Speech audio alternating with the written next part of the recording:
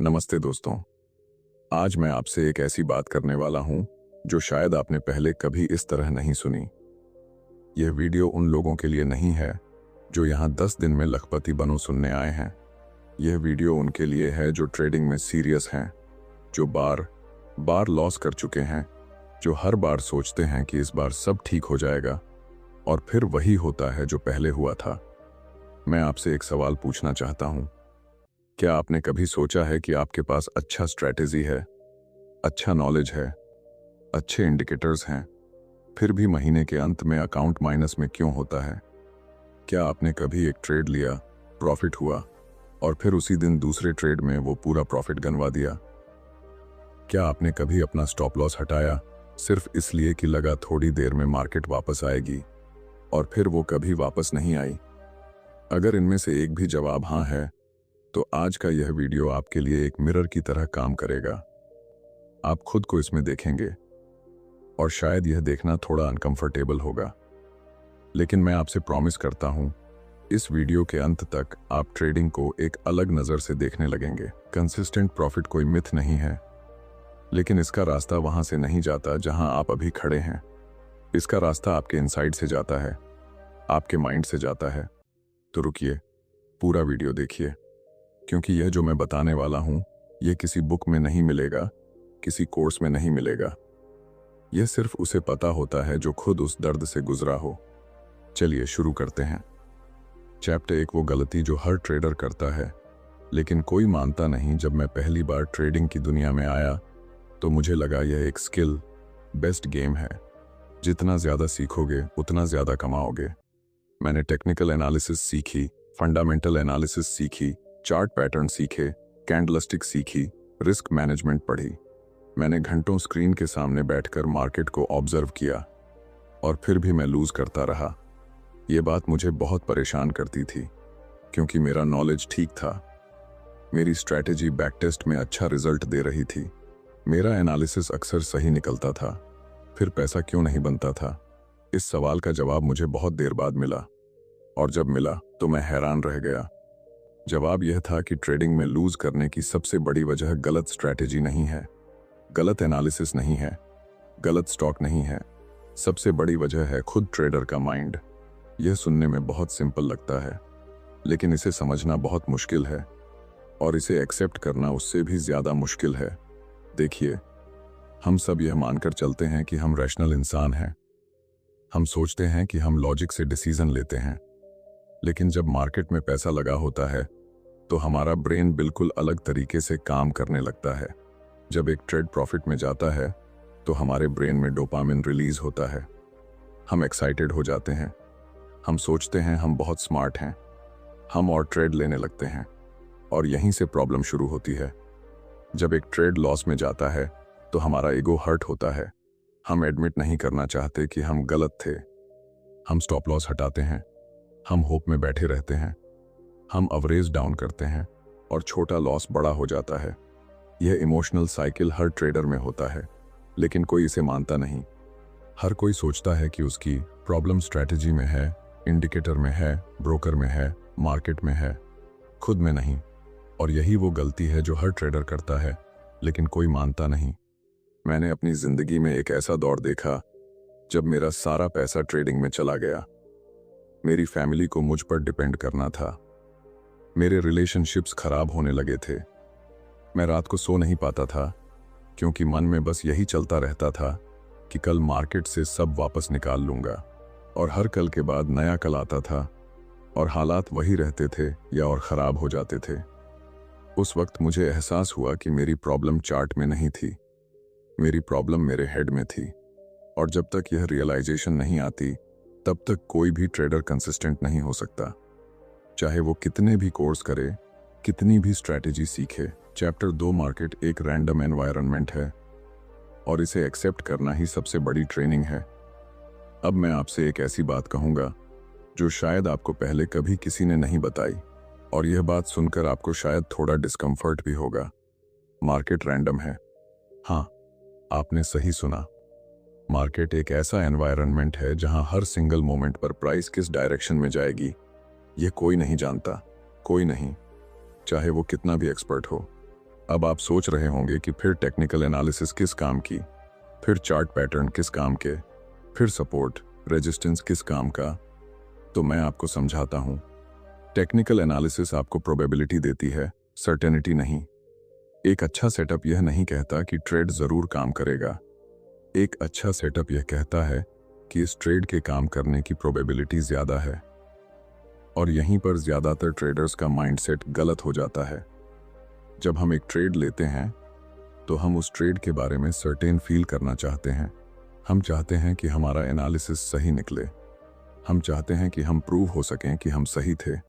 और यह ईगो, यह नीड टू बी राइट, यही ट्रेडिंग में सबसे ज्यादा नुकसान करती है।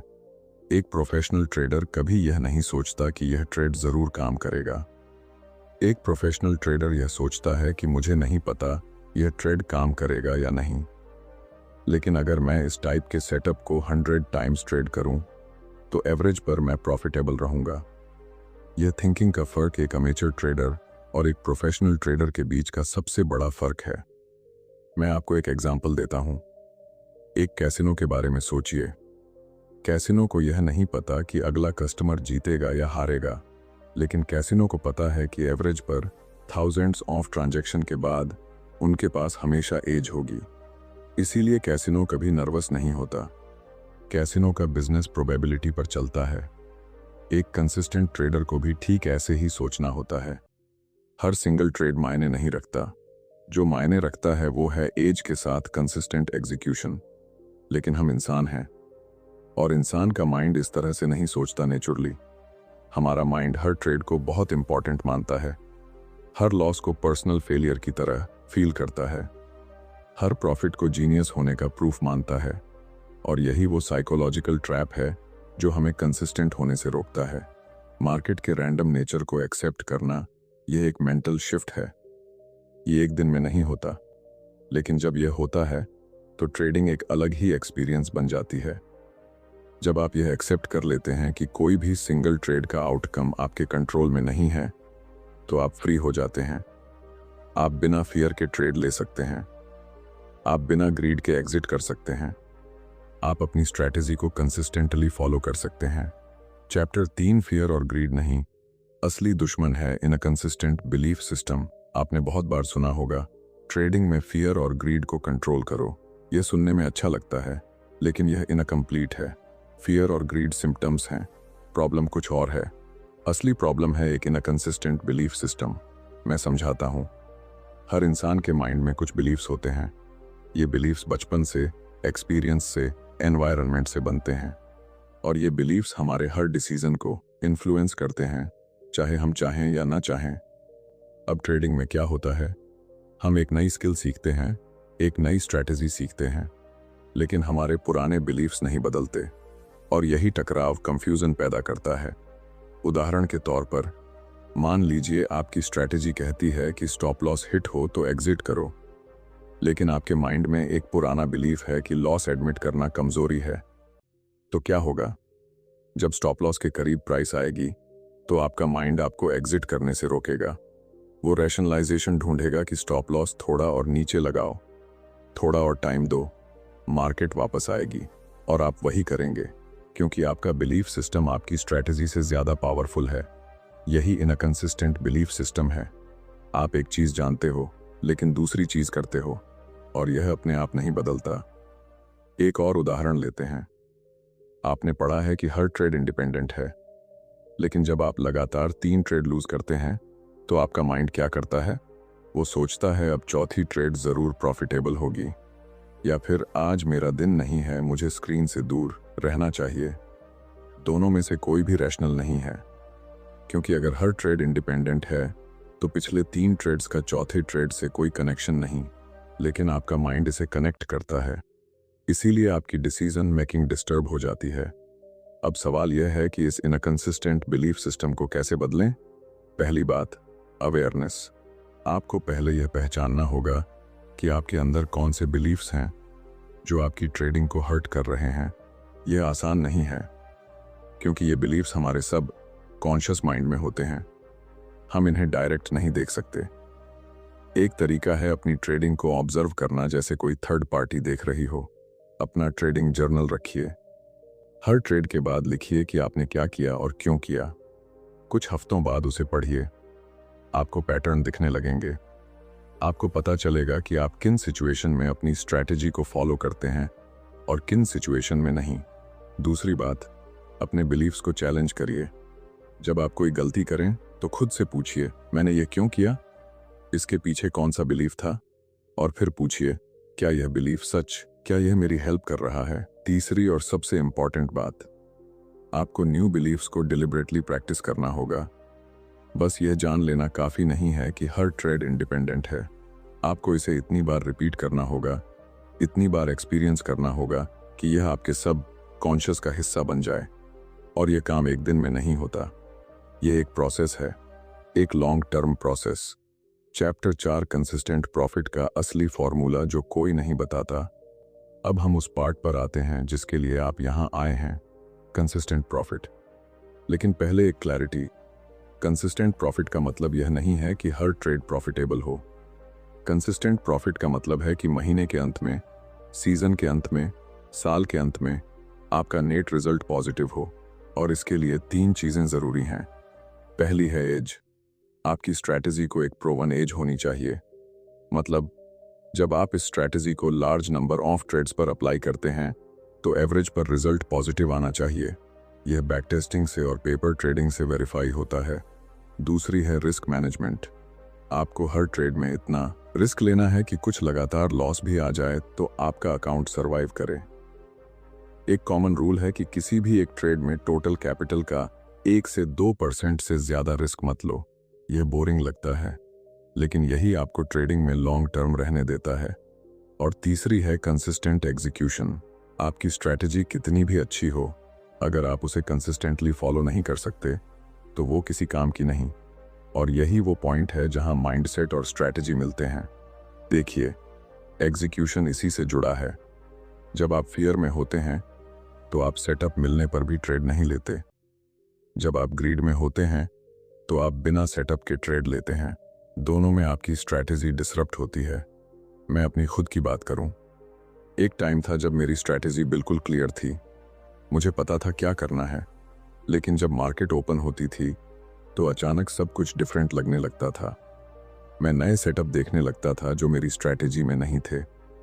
मैं उन्हें जस्टिफाई करने लगता था और मैं उन्हें ट्रेड करता था। रिजल्ट, महीने के अंत में पता चलता था कि जिन ट्रेड्स ने मुझे सबसे ज्यादा नुकसान किया वो वही थीं जो मेरी ओरिजिनल स्ट्रैटेजी में नहीं थीं। यह रियलाइजेशन हुई तो मैंने कुछ रूल्स बनाए अपने लिए, बहुत स्ट्रिक्ट रूल्स।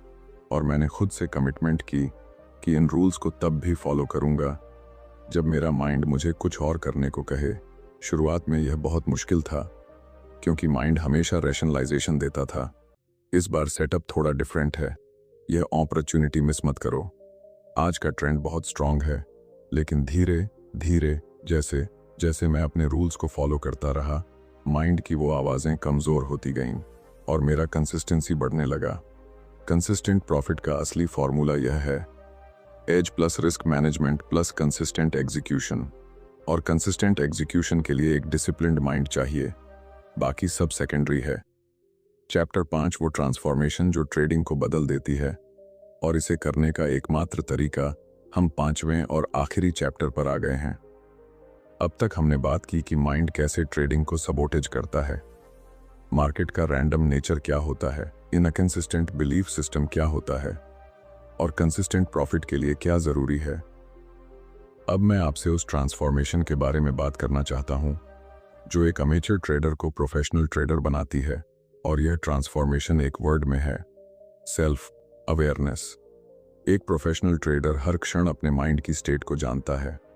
वो जानता है कि अभी वो फियर में है या नहीं, अभी वो ओवर कॉन्फिडेंट है या नहीं, अभी वो फ्रस्ट्रेटेड है या नहीं। और वो अपनी मेंटल स्टेट के बेस पर डिसाइड करता है कि ट्रेड लेना है या नहीं। ये बहुत ज्यादा सेल्फ अवेयरनेस की डिमांड करता है और यह रातों रात नहीं आती, लेकिन इसे डेवलप किया जा सकता है। और इसके लिए कुछ प्रैक्टिकल स्टेप्स हैं। पहला, ट्रेडिंग जर्नल। यह सिर्फ ट्रेड्स का रिकॉर्ड नहीं है, यह आपकी मेंटल स्टेट का रिकॉर्ड भी है। हर ट्रेड के साथ लिखिए कि उस वक्त आप कैसा महसूस कर रहे थे, एग्जिट करने के बाद लिखिए कि आपने स्ट्रैटेजी फॉलो की या नहीं, और अगर नहीं तो क्यों। कुछ महीनों बाद यह जर्नल आपका सबसे बड़ा टीचर बन जाएगा। दूसरा, ट्रेडिंग को एक प्रोसेस की तरह देखिए, आउटकम की तरह नहीं। हर ट्रेड का गोल यह नहीं होना चाहिए कि प्रॉफिट हो। हर ट्रेड का गोल होना चाहिए, मैंने अपनी स्ट्रैटेजी और रूल्स को परफेक्टली फॉलो किया। अगर आपने स्ट्रैटेजी फॉलो की और ट्रेड लॉस में गई, तो भी आप सक्सेसफुल थे, क्योंकि आपने वो किया जो करना चाहिए था। लॉस का मतलब फेलियर नहीं है। यह माइंड शिफ्ट आपको प्रेशर से फ्री करती है। जब प्रेशर कम होता है तो डिसीजन बेहतर होते हैं। तीसरा, अपने रूल्स को लिखिए और उन्हें ट्रेडिंग के टाइम हमेशा सामने रखिए। माइंड स्क्रीन के सामने बैठकर बहुत जल्दी अपने रूल्स भूल जाता है, इसीलिए रिमाइंडर्स जरूरी हैं। चौथा, अपनी मिस्टेक्स से जज किए बिना सीखिए। जब आप कोई गलती करते हैं तो खुद को पनिश मत करिए, बस समझिए कि क्या हुआ और क्यों हुआ, और अगली बार के लिए एक स्पेसिफिक एक्शन सेट करिए। मैंने अपनी ट्रेडिंग लाइफ में जब सबसे बड़ा ट्रांसफॉर्मेशन देखा, वो तब था जब मैंने यह एक्सेप्ट कर लिया कि मेरी इनर वर्ल्ड और मेरी ट्रेडिंग कनेक्टेड हैं। जब मैं कंफ्यूज्ड था इनसाइड, तो मेरी ट्रेडिंग कंफ्यूज्ड थी। जब मैं पीसफुल था इनसाइड, तो मेरी ट्रेडिंग क्लियर थी। इस कनेक्शन को समझना और इस पर काम करना, यही वो ट्रांसफॉर्मेशन है जो कंसिस्टेंसी लाती है। और एक आखिरी बात, यह जर्नी लॉन्ग है। कोई भी सच्चा ट्रेडर आपको नहीं बताएगा कि यह आसान है, यह मुश्किल है, लेकिन यह पॉसिबल है। हर वो इंसान जो आज कंसिस्टेंटली प्रॉफिटेबल है, वो किसी न किसी वक्त वहां था जहां आप अभी हैं, और उसने एग्जैक्टली वही प्रोसेस फॉलो की जो मैंने आज आपके साथ शेयर की। तो आज से एक काम करिए, अपना ट्रेडिंग जर्नल शुरू करिए। सिर्फ यह एक काम, और देखिए कि 2 महीने में आपकी ट्रेडिंग कितनी बदलती है। कंसिस्टेंट प्रॉफिट चार्ट में नहीं है, कंसिस्टेंट प्रॉफिट आपके माइंड में है। दोस्तों, यह था आज का वीडियो। अगर इस वीडियो से आपको कुछ नया मिला, अगर किसी पॉइंट ने आपको अंदर तक टच किया, तो कमेंट में ज़रूर बताइए कि वो पॉइंट कौन सा था। आपका एक कमेंट मुझे बताता है कि यह कंटेंट आपके काम आ रहा है। अगर आप ट्रेडिंग साइकोलॉजी पर और डीप डाइव करना चाहते हैं, तो चैनल को सब्सक्राइब करिए, क्योंकि आने वाले वीडियोस में हम और भी ऐसी चीज़ें डिस्कस करेंगे जो आपकी ट्रेडिंग को अगले लेवल पर ले जाएंगी। अपना ख्याल रखिए, डिसिप्लिन्ड रहिए, और याद रखिए, मार्केट हमेशा रहेगी। आपको बस रहना है। मिलते हैं अगले वीडियो में।